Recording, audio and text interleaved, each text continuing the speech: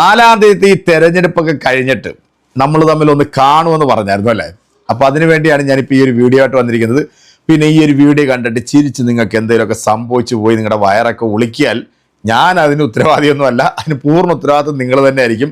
നമ്മുടെ തൃപ്പൂണിത്തറയിലെ മറ്റേ ചേച്ചി ഉണ്ടല്ലോ, ഈ ചക്ക വെട്ടി മുറിക്കുമ്പോഴത്തേക്കേ അതിനകത്ത് വരെ താമരപ്പൂ വിടർന്നു വരുമെന്ന് പറഞ്ഞിട്ടുള്ള ഒരു ഐറ്റം ഉണ്ടല്ലോ. നമ്മുടെ സാബുമോൻ രംഗത്തിറക്കിയിട്ടുള്ള കുറച്ച് ഐറ്റങ്ങൾ ഉണ്ടായിരുന്നു. അതിലൊരെണ്ണം ഏതാ, മറ്റേ പഴയ ഉടുപ്പ് മാറി പുതിയ ഉടുപ്പിലേക്ക് കയറിയ ഫീൽ കിട്ടിയെന്ന് പറയുന്ന സാധനം ഉണ്ടല്ലോ. വോട്ടർ ലിസ്റ്റിൽ പോലും പേരില്ലാതെ അപ്പോഴേ അങ്ങ് പൊഹഞ്ഞു പോയി. ഇല്ലായിരുന്നുണ്ടെങ്കിൽ ഇലക്ഷനിലങ്ങാണ് നിന്നിരുന്നെങ്കിൽ ഇതിലും ദയനീയമായി നാറിപ്പുഴുത്ത് പണ്ടാരടങ്ങിപ്പോയരാ. പിന്നെ നമ്മുടെ അഖിൽ കോട്ടാത്തലയുടെ പ്രകടനമൊക്കെ കണ്ട സത്യം പറയാം, ഇനി കേരളത്തിൽ ഇതുപോലെ പൊട്ടിച്ചിരിക്കാൻ ഇനി ഒരാളും ബാക്കിയില്ല. ചില ഡയലോഗൊക്കെ കേട്ടോണ്ടല്ലോ, ഉഫ്, രോമാഞ്ചമാണ്. രോമം ഇങ്ങനെ എഴുന്നേറ്റിരിക്കും കേട്ടോ. എന്താണെങ്കിലും ആശാൻ 10,000 വോട്ട് പോലും പിടിച്ചില്ലെന്നാണ് അറിയുന്നത്. അങ്ങനെ BJPക്ക് 3 സീറ്റുകൾ ലഭിച്ചു. ഒരു വോട്ടിന് ജയിച്ചാലും അത് ജയം തന്നെയാണ്. പക്ഷേ അത് നമുക്ക് അംഗീകരിച്ചു കൊടുക്കാതിരിക്കാൻ പറ്റത്തില്ല. 3 സ്ഥലത്ത് അവർ വിജയിച്ചിട്ടുണ്ട്.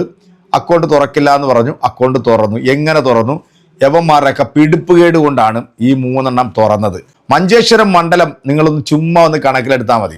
മഞ്ചേശ്വരം മണ്ഡലത്തിൽ കഴിഞ്ഞ പ്രാവശ്യവും അതിന് മുമ്പത്തെ പ്രാവശ്യവും വളരെ തുച്ഛമായ വോട്ടുകൾക്കാണ് ലീഗിന്റെ സ്ഥാനാർത്ഥി ജയിച്ചെങ്കിൽ ഇത്തവണ ജയിച്ചത് 30,000-ൽ പരം വോട്ടുകളുടെ ഭൂരിപക്ഷത്തിലാണ്. അപ്പോൾ അവിടുത്തെ ജനങ്ങൾ ചിന്തിച്ചു തുടങ്ങിയെന്നുള്ള പച്ച വർഗീയത പറഞ്ഞിട്ടുള്ള എല്ലാ മതയോളികളെയും എല്ലാ സംഘ്യോളികളെയും തോപ്പിച്ച് പണ്ടാരം അടക്കിയിരിക്കുകയാണ്. പാലക്കാട്ടെ വിജയം മിന്നം വിജയമാണ്. പിഷാരടിക്ക് എന്നെ ഏറെ സന്തോഷപ്പെടുത്തിയ ഒരു വിജയമാണ് നമ്മുടെ സന്ദീപ് വാര്യറിന്റെ വിജയം. 10-60 വർഷമായിട്ട് CPM ഭരിച്ചുകൊണ്ടിരിക്കുന്ന ഒരു കോട്ടയിലേക്കാണ് ആ ചെക്കനെ കൊണ്ട് അങ്ങോട്ട് ഇട്ടുകൊടുത്തത്. അതായത് ഈ വർഗീയ രാഷ്ട്രീയം വെടിഞ്ഞ് മതേതര പാർട്ടിയിലേക്ക് വന്നു. ഒരിക്കലും ജയിക്കില്ല എന്ന് പറഞ്ഞിട്ടുള്ള ആ ഒരു സ്ഥലത്ത് മിന്നും വിജയം നേടിയെങ്കിൽ UDFന് നേടിയ 100 സീറ്റിനെക്കാട്ടിൽ എത്രയോ മടങ്ങ് വലുതാണ് സന്ദീപ് വാര്യർ നമ്മൾ ആലോചിക്കണം. കാരണം ഇവിടെ ജാതി മത ഭേദമന്യേ സന്ദീപിനെ പോലുള്ള ആളുകളെ അവിടെ വിജയിപ്പിച്ചു എന്നുള്ളതാണ് നമ്മൾ നോക്കിയാണ്. എന്തായാലും നമുക്ക് ഈ താമരപ്പൂ വിരിയുന്ന ചേച്ചിയുടെ കുറച്ച് ഐറ്റം വീഡിയോസ് ഒക്കെ ഉണ്ട്, ഞാൻ എടുത്തിങ്ങനെ വെച്ചിട്ടുണ്ടായിരുന്നു. അപ്പൊ നമുക്കൊന്ന് കണ്ടൊന്ന് ആസ്വദിച്ചാലാ. വേഗം കഴിക്കട്ടെ, MLA കഴിച്ചിട്ട് പോട്ടെ. MLA ഞങ്ങളുടെയൊക്കെ MLA ആണ്. എല്ലാരും വിളിക്കണതേ അങ്ങനെയാണ്. ഇപ്പം അവര് ഉറപ്പിച്ചു കഴിഞ്ഞു. മെയ് 4-ാം തീയതി രുചി. എന്റെ വേളാങ്കണ്ണി മാതാവേ, ഇവന് കുറച്ചു ബുദ്ധി ഉണ്ടായിരുന്നെങ്കിൽ മന്ദബുദ്ധി എന്നെങ്കിലും വിളിക്കായിരുന്നു. അതും ഇല്ലാതായി. ജയിച്ചതിന് ശേഷം ജനങ്ങളിലേക്ക് ഒന്നും കൂടെ ഇറങ്ങി അവരുടെ വ്യക്തമായ കാര്യങ്ങൾ ചോദിച്ച് മനസ്സിലാക്കി അത് നടത്തി കൊടുക്കുക എന്നുള്ളത് തന്നെയാണ് എന്റെ ആദ്യത്തെ അജണ്ട. എന്റെ പൊന്നു ദൈവമേ, എന്തൊക്കെയാണ് കേൾക്കുന്നത്? എന്തായാലും ഈ പറഞ്ഞതിന് ജനങ്ങൾ അവസരം കൊടുക്കില്ല എന്ന് ഉറപ്പാണ്. എന്റെ മനസ്സിലൊരു ആഗ്രഹം ഞാൻ തന്നെ ജയിക്കണേ എന്നുള്ളതാണ്.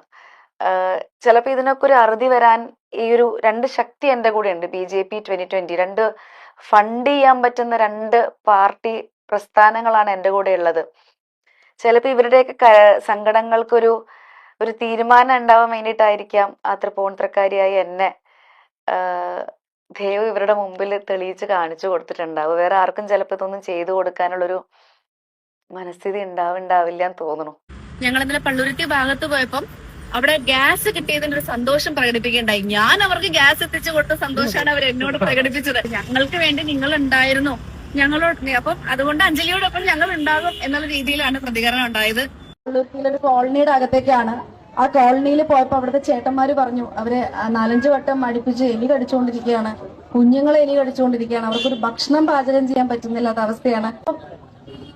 ഒരു മാറ്റം നമുക്ക് പറ്റും. നമുക്ക് വികസനങ്ങൾക്ക് നമുക്ക് ഒരുപാട് കാര്യങ്ങൾ നമുക്ക് കേന്ദ്രത്തിൽ നിന്ന് ചെയ്യാൻ പറ്റും. ഉത്തർപ്രദേശ് ഗോണ്ട മെഡിക്കൽ കോളേജ് സർക്കാർ ആശുപത്രിയിലെ കിടക്കകൾ കൈയടക്കി നായകൾ. രോഗികൾ കിടക്കുന്നതിന് സമീപമുള്ള ബെഡിലാണ് നായകളും കിടക്കുന്നത്. ഒരാൾ മൊബൈലിൽ പകർത്തിയ ദൃശ്യങ്ങൾ എക്സിലൂടെ പ്രചരിച്ചതിന് പിന്നാലെയാണ് സംഭവം പുറത്തറിയുന്നത്. അത്യാഹിത വിഭാഗത്തിന്റെ കിടക്കയിലാണ് നായകൾ വിശ്രമിക്കുന്നത്. പിന്നാലെ കടുത്ത വിമർശനമാണ് ഉയരുന്നത്. അതേസമയം BJP നേതാക്കൾ സർക്കാർ ആശുപത്രിയിൽ ചികിത്സ തേടുമോയെന്ന് പ്രതിപക്ഷം ചോദിച്ചു. നേരത്തെ വാർഡിൽ എലികൾ സഞ്ചരിക്കുന്ന ദൃശ്യങ്ങളും പുറത്തുവന്നിരുന്നു. മെയ് 4-ാം തീയതി രുചി. ചക്കയുടെ കാര്യത്തിൽ തീരുമാനമായി. ചക്ക മത്സരിച്ച എല്ലാ മണ്ഡലങ്ങളിലും ചക്ക കുരു പോലും കിട്ടിയിട്ടില്ല എന്നുള്ളതാണ്. 2020 അടമണ്ഡലം ചക്ക എല്ലാം ചീഞ്ഞു.